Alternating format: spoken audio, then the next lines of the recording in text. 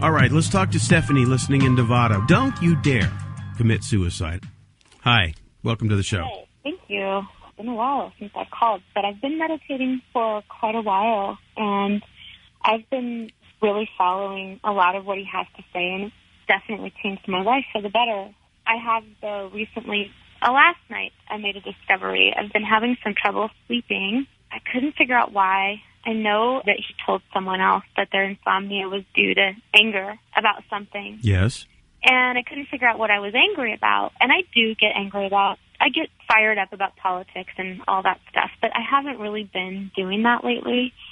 And so last night I went to sleep. I couldn't sleep, and I realized that I'm angry at God, and I feel shortchanged, which is just ridiculous. And I know that. I work with stroke patients, and so it just makes me feel silly that I even feel that way. Okay, but it's legitimate. No, it's very important that you see this. Now, there's a doorway that I'm going to walk you through. Okay. So we're going to go from one room in your place of thinking. I want you to think of these compartments. The room that you have been in, you've been in that room with an energy, and that energy is a hatred of God. Mm-hmm. But the energy is not you. Mm-hmm. So this is what I want you to start to think about. Okay. This anger toward God is not original to any human being. It is an ancient anger. And what it does is it insinuates itself into your life through judgment, through people that have been cruel to you. It tries to make you feel like you're a victim of some sort, that you've missed out on life because other people are having fun and having it all and you aren't. But that is not you. You are the subject of its manipulation. Okay, you understand what I'm saying? You're in a room with something that's dark and angry, but it is not you. Something is in there with you. I suspect that you all have something in your room with you that you would rather not have. But what you do is you make the mistake of identifying with it, whatever it is. If it's anger, you identify with it. If it's fear, you identify with it. If it's greed or lust or anxiety. But I'm telling you, it's not you. So if you have a condition that you want to overcome, understand that you can transition from being in a place with a dark energy, and you can move from that place into a place where the light is, and that energy cannot come with you. So now I have Stephanie in Nevada, and we're talking about this because you have discovered now that you have this anger, right? Right. But now I'm going to say this to you again. Have you thought about what I said about being in this space with this dark energy, but it's not you? Yeah, I have. Mm-hmm. Let me explain this to you. You don't have anger. Anger has you. Have you ever heard the expression, I was gripped by fear? Mm-hmm. Do you ever feel that you're gripped by anger? Oh, yeah.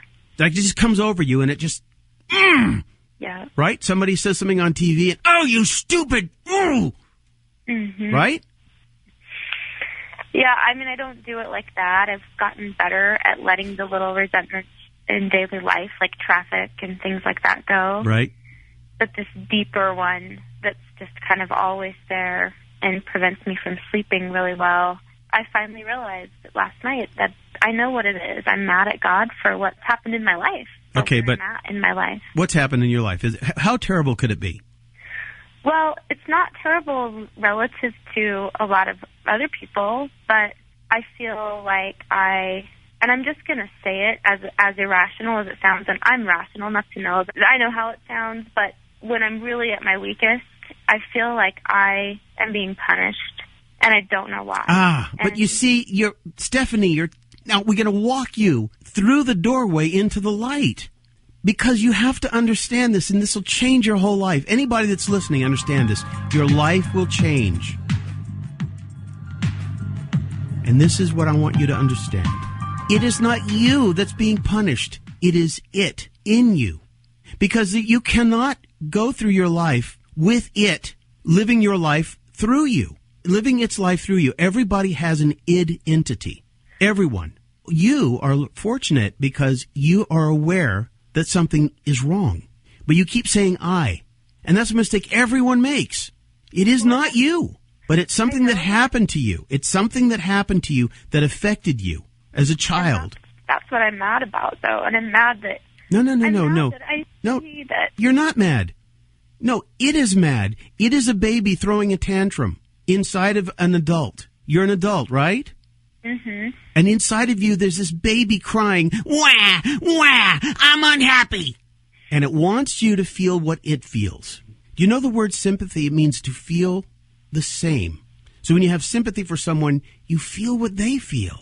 And I'm telling you that you have a sympathetic relationship with this victim identity. That's not you. It sure sounds like you. It has your voice. It feels like you, but it is not you. Well, because I have that sympathetic relationship with it, it's still there. And I gotcha. Almost 40 years old, and I've not. But that doesn't matter. That's what I call outcome-based thinking. You've obviously gone through some schooling. You're a medical professional. Mm-hmm. So you were able to accomplish that, right? Oh, yeah. All right, so you have accomplishments under your belt. Yeah, but not the emotional kind. I know. I understand that. Let me ask you this. What drove you to want to be a nurse or whatever particular thing you do? Why did you choose that profession? I chose speech pathology because I like the brain, and I think it's fascinating, and I think that it's a fascinating field to help people overcome limitations. Beautiful. Beautiful. And the reason you chose that was because you wanted to overcome your own limitations, true? Mm-hmm. Right? Mm-hmm. Yeah. And what do you perceive to be your limitations? Oh, there's so many. Just start with the biggest one. I just have a lot of emotional pain that prevents me from really connecting with people. But see, again, you're identifying it. You have emotional pain. But what if you changed it to this? Emotional pain has you. Mm-hmm. Imagine a noose around your neck. Is that noose you? No. No, but because it's there, though. Okay. You don't really have the problems that you think you do. And that is the secret. That's the big secret. It's really what makes the whole world go around, is that if you realized that the problems are because of what you think, they are the direct result of the fact that you think. I think, therefore I am. So if you think you have problems, therefore you have problems. And you think you have problems. Everyone thinks they have problems.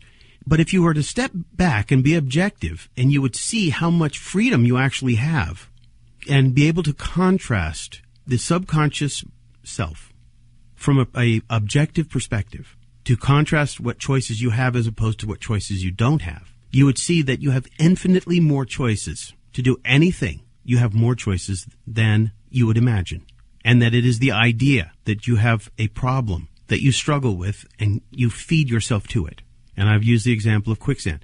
Stephanie, you've got to understand this, because the secret to this whole thing is not the brain. It is the soul. And the soul is in a room. It's in a compartment of your being. And what happens is that there are forces constantly trying to shape you. And it's the outside world. It's the world that we live in. It's the environment that we've grown up in. So, for example, if you take a look at any person coming from any culture, they grow up and they become a direct reflection of the culture that they grew up in, right? Mm-hmm. So that's why we have Indian people and Chinese people and Germans and Swiss and Americans. We all have these cultural identities. And so what you have to understand is that part of it is the brain, because the brain is the part that receives the information. And it's the part that does the deciphering of the information.